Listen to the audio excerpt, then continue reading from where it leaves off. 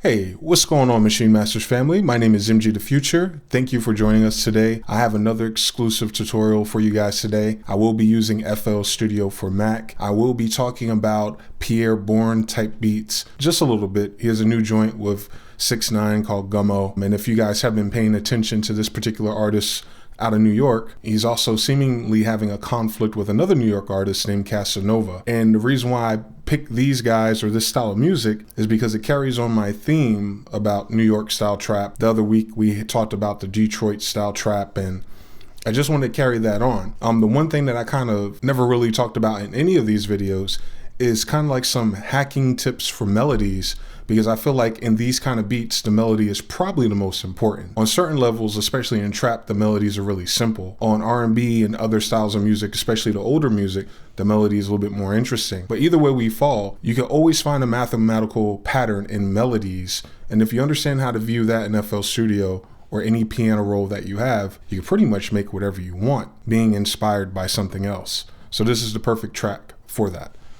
So I'm heading to FL Studio. I don't have anything put together for this track as far as instruments or drums yet, but I do have the MIDI file from one of the 2 bars of this track. When I look at it, this may not make a whole lot of sense to you, nor does it really make a lot of sense to me most times. However, at the bottom, we're always going to find the bass. This particular track is in D minor, so I adjusted my FL helper and the scale highlighting to reflect that. And the reason why I wanted to know that is that if this bass starts on D minor, and the scale is D minor, then the bass in the Pierre Bourne style is that he's just using the root note for bass, whereas some other artists and producers may start on the 3rd. Just depends on where the chords are. This type of track is a little bit more Zaytoven in style, where there isn't really any chords here. However, if you think of it like a symphony, all these instruments he has, the pad, the lead, the bellish sound, they all stack together like a chord. So when we look at this melody up top, there's a lot of information here blended in with hi-hats and snares. Luckily, this track only had 3 drums on this part of the song, so most of this is melody. And this is how I would go about figuring out what the melody is, looking at it, rather than hearing it. If you could play by ear, perfect. You could probably skip this particular step. But my guess, knowing how it sounds in my head, this walking down of the stairs, 9 times out of 10 is going to be the melody. So now all I gotta do is find it. So the melody is going like this. But then it changes. So I'm looking for the change, which is probably going to be this one. So it's not this no more, it's 1 key up. So now I know what it is. It's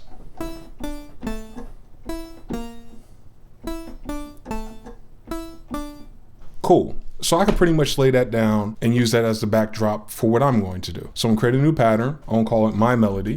I'm going to go ahead and record it real quick. Let's hear what it sounds like.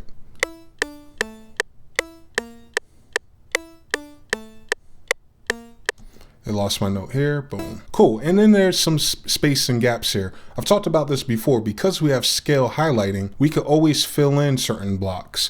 And also, like the last video, I always told you to look for these clusters of 2 notes that are together in your scale. So we can kind of pick from these if we really wanted to. So instead of doing that, I'm gonna follow this pattern here. In here, we could probably do the same or use one of these, but let's just hear what we got.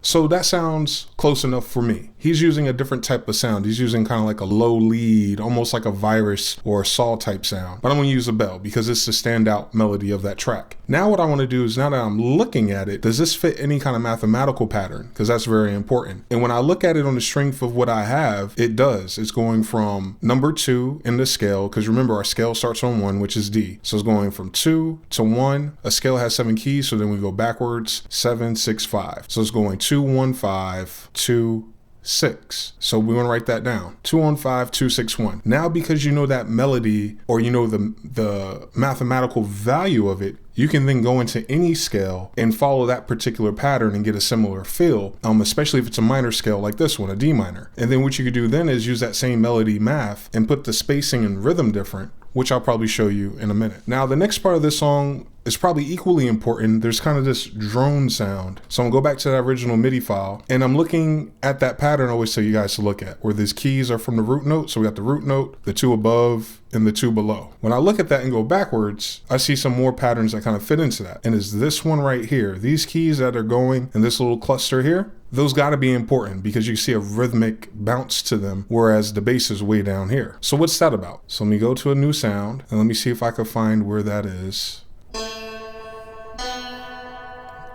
No, it's not. It's not D at all. Don't listen to me. It's A to A sharp.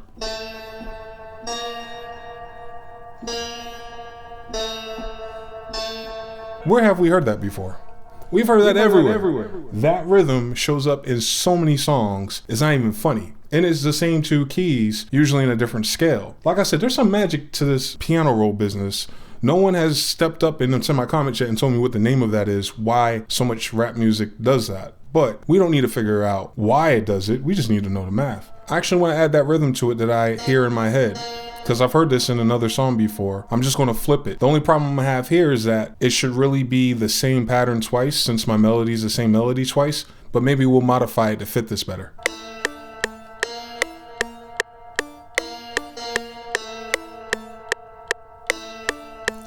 That can work. It'll also work a third away. And a third away means it's 3 notes away within the scale. So this is 1, that's 2, that's 3. I'm gonna try it there. This one too. So it's 1, that's 2, that's 3. Let's try it like that instead.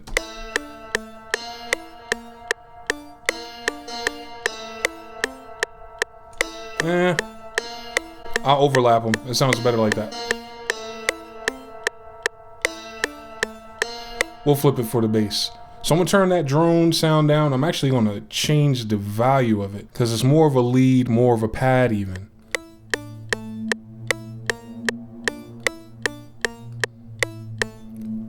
And that's what makes that song dark. That bottom melody, those 2 keys, made this very tonal, very dark.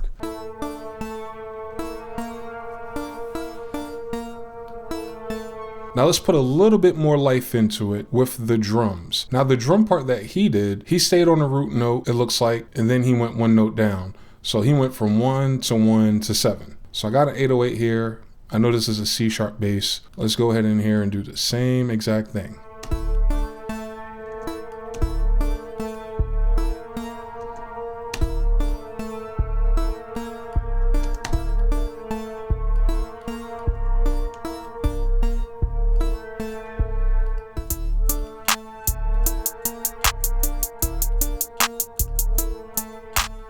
Let's change that bell sound too. Bring this more to life.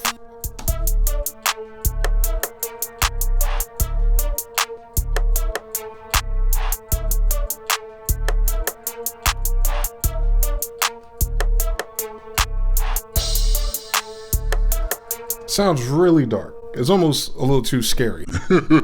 So with that being said, and having that formula and knowing what's going on here, what's stopping me from creating something original and completely new? The only thing I would want to change and do is make sure I understand what these values are. So in my scale, if this is the 1, the D, this is 7, then this is going between 6 and 5. Cool. So our melody on the bottom there is 6/5. And then on our 808, it's on the 1 going down to the 7. So our 808 is 1/7. So far, I haven't seen any Tekashi 6ix9ine. Get it? So I'm gonna open up a new joint real quick, and I'm gonna try to follow the same exact pattern. I'm gonna go to piano roll. I'm gonna see a different helper, scale highlighting. The key of your scale really dictates the mood of things. So D minor is always dark for those trap or those drill type beats. But I might try something else. I might do A minor instead. It's a little happier because it overlaps with C major. But I'm gonna use that same exact formula, right? We got 2, 1, 5 in this particular scale. So if this is the 1, that's the 2, that's the 1. If we start from 1 and go up, 1, 2, 3, 4, 5. Our 5 is E now. So before I do that, let's do a simple trappy trap pattern with just a clap. And this way we have a rhythm track to follow. And what I'm doing now is, now that I know 2, 1, and 5 is my thing, I'm adding that other mystery key that it's paired with to give my melody more interest, right?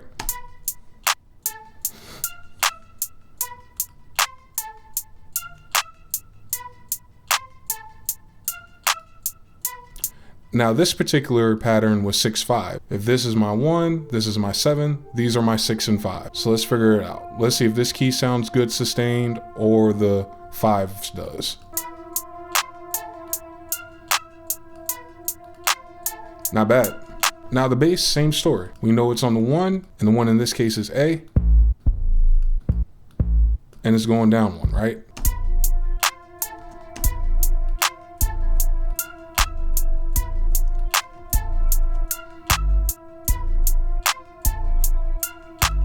And then you end up with something like this.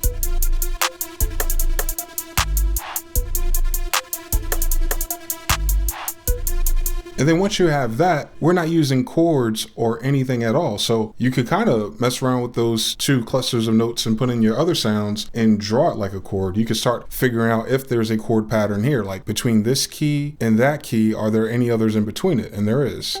Let's pick a different kind of sound. We already got a pad in the lead. Let's try something that's keyed in, like a piano kind of thing. We just wanted to play the background and see if this theory works. For everything. Let's see. Do I see any chords here? I'll move this one up an octave. This is in chord territory. The next logical key would be here. That would be a chord. And then it's going down this one. And we got these keys. Let's move this one up an octave. That's a chord too. Cool. So I'll move this back on the rhythm of the bass, which is here.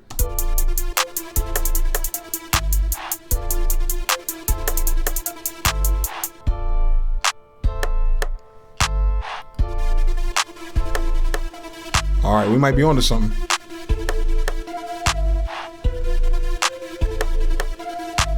I just need some better, not so ugly sounds, if y'all catch my drift.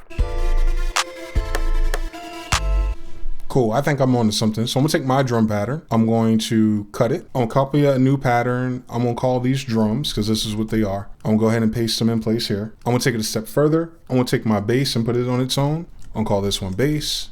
Boom, boom. Now with the remaining sounds, I'm gonna take all three of these, and I'm actually just gonna split them up. I need to rename them first. I'm gonna call these key, and then I can split them. And then I got the key, blah, blah, blah, blah, blah, blah. So I'm gonna take this one, and this one, kind of figure out the arrangement. I can see these are my chords. And most tracks, the chords lead the whole show. It's the pads and the melody that kind of drop on you. So if you have something like this, and it drops in, boom, we'll end up dropping those pads for sure. The melody will come in later. Drums will come in the whole time. That pad will come in to take us all the way around. So something like this.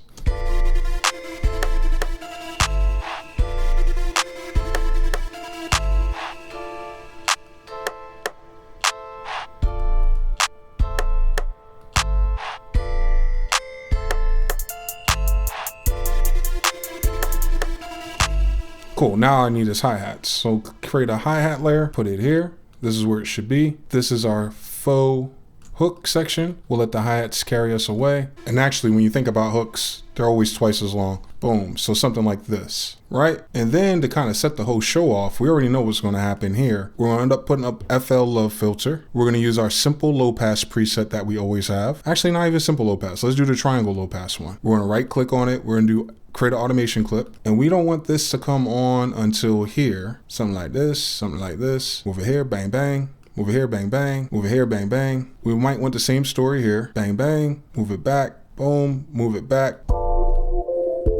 There we go. Make sure you save if you're on Mac, because FL will shut down on you.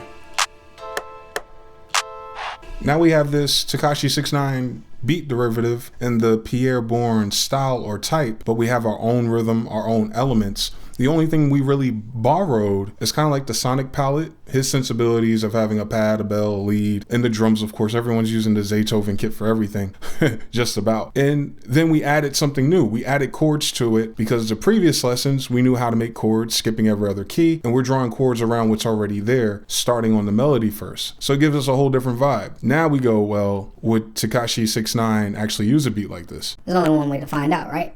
Parties looking like a welly, fucking you a silly, fucking parties looking like a welly, fucking you a silly, fucking parties looking like a welly, parties looking like a welly, parties looking.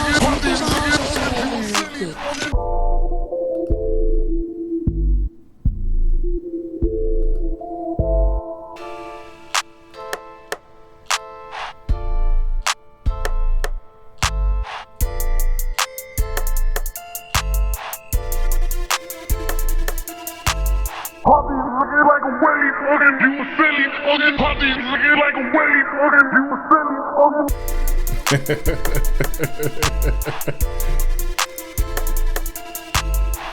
Of course, you gotta mix it and balance it, make it sound realistic, put some crashes and some effects in it. But that's pretty much it, man. Hopefully you guys learned something from me doing that. I don't think I ever tied all three things together in one video before, to kind of give you that kind of look at things. How simple it really is to compose and make music with FL Studio and piano roll especially.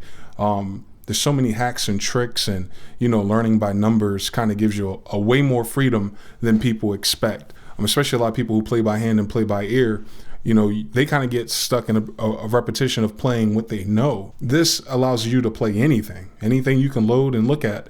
You can, assimilate the values, reassign them, move things around, and come up with something completely fresh and new, for your own thing. So anyway, I'm MGTheFuture. Thank you for tuning in today. I definitely appreciate your time. If you want to reach out to me, best to do so on social media. I'm at MGTheFuture on Instagram. Be sure to also follow at Maschine Masters. Until next time, guys, peace.